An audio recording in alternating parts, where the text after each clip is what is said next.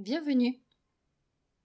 Découverte le 1er janvier 1801, l'astéroïde Cérès est situé sur une orbite héliocentrique entre Mars et Jupiter au sein de la ceinture d'astéroïdes principale.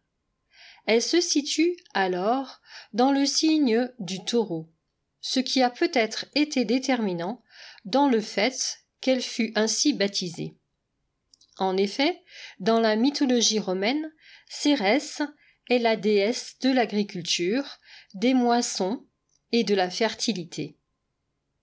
Cérès est ainsi associée au monde du travail quotidien et plus précisément en Taureau à celui de la terre. Jean Billon, dans son livre L'univers des astéroïdes, évoque en ces mots cet astéroïde.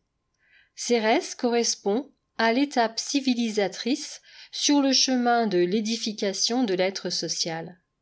L'initiative cherche ancrage en vue d'une efficacité réalisatrice. Fin de citation. La révolution de Cérès est de un peu plus de 4 ans et demi. De retour en Taureau, elle vient ainsi nous rappeler notre rapport à la Terre-Mère.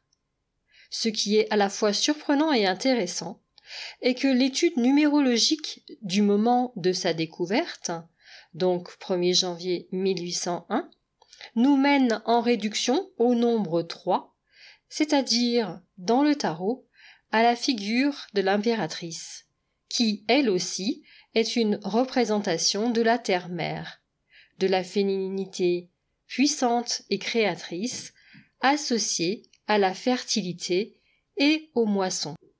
Dans le signe de Vénus, Cérès est sensuelle et invite aux travaux de jardinage, à l'artisanat, à la conception de bons petits plats concoctés à partir de légumes et fruits frais. Elle pousse à nous connecter à notre intelligence naturelle, instinctive, et à nous soucier de ce qui est bon pour notre corps, mais aussi des animaux, des végétaux.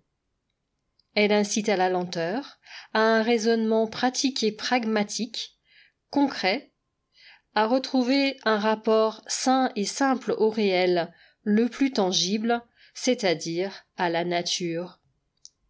Tout cela tombe très bien en cette période de printemps. Profitez-en bien, car Cérès demeurera en Taureau jusqu'à la fin du mois de juillet, avant de rejoindre ensuite les Gémeaux. Prenez bien soin de vous. Et merci d'avoir écouté.